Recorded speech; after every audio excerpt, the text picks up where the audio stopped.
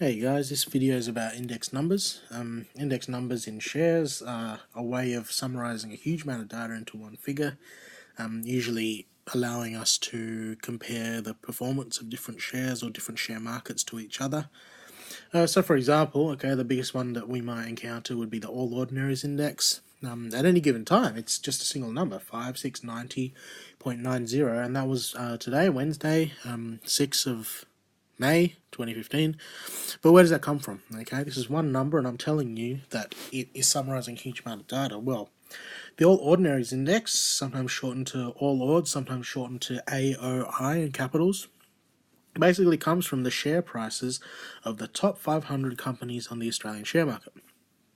And these top 500 companies also happen to represent about 99% of all of the Australian share market. So that's a huge amount. That's basically all of it.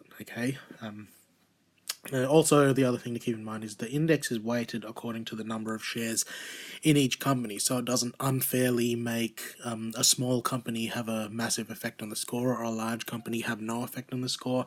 The number of shares in each company is taken into account, and you'll actually see how that works in a few later exercises. So basically, the All Ords is a single number summarizing the performance of 99% of the whole Australian share market. So it's really useful in telling you, how the whole share market is performing and how Australian companies in general are performing, because it represents 99% of the whole market. So hopefully you can see from that how it's summarizing a whole bunch of data. Instead of seeing the performance of all of the companies starting with A, the share performance on one day, and then the next, and then the next, and then the next, or all the companies in B, it's basically collecting all of the share market data of the top 500 companies, 99% of them, and telling you in one number. And then you can compare them from day to day, and you can see how it's traveling, the whole share market.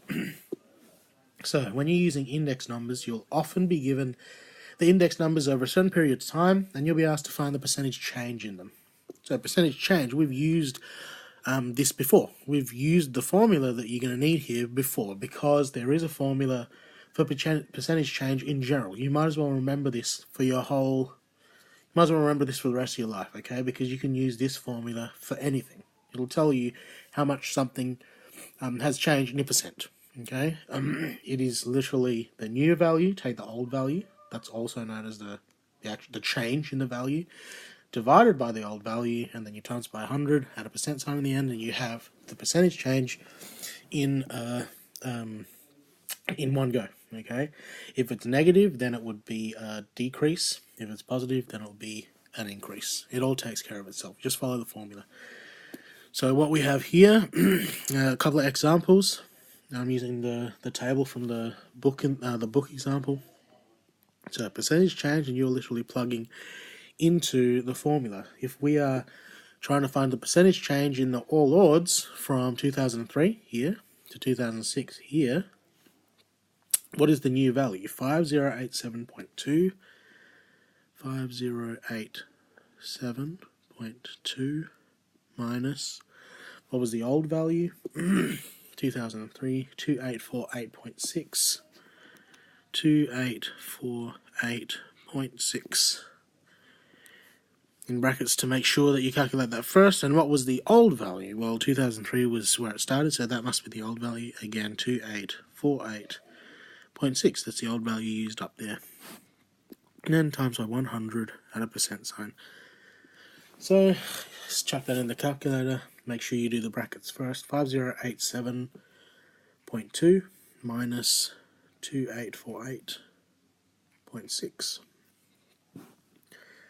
That's 2238.6 divided by 2848.6 times by 100%. So in the calculator again, 2848.6. So you should end up with, if you carry all that out, it'd be 78.59% to 2dp. Now because it's a positive, this is a increase. Does that make sense? well, it was 2848 before. It went up to 5087, so it's an increase. It must be an increase. It went a bigger number, and this formula is saying it was a 78.59% increase.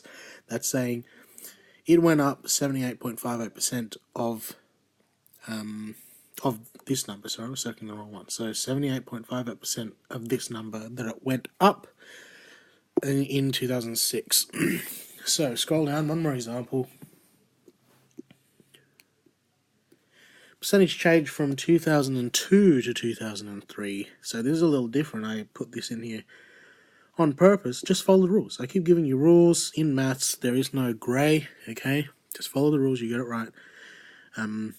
So in 2003, the new number, okay, the new value was 2848.6. And what was the old value? 3363.3. Divided by the old value again, 3363.3, being times by 100%. So work out the top line, 2848.6, take 3363.3. That comes to negative. A negative number, don't be afraid of that. You're following the rules. You haven't done anything wrong so far, so just keep that there.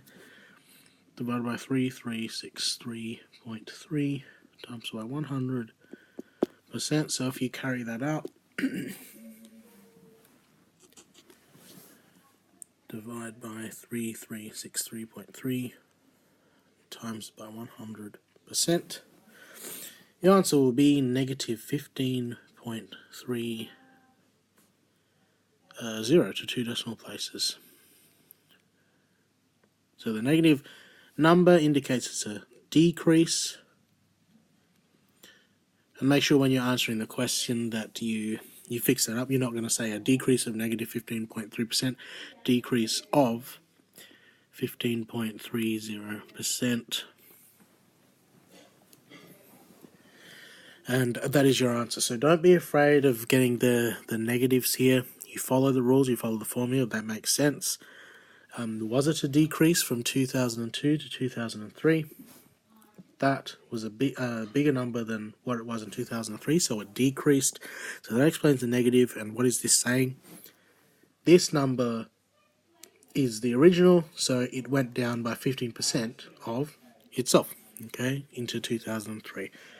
So that is how you do percentage change. Try to remember that because you're going to be doing that over and over again for the remainder of the term, basically.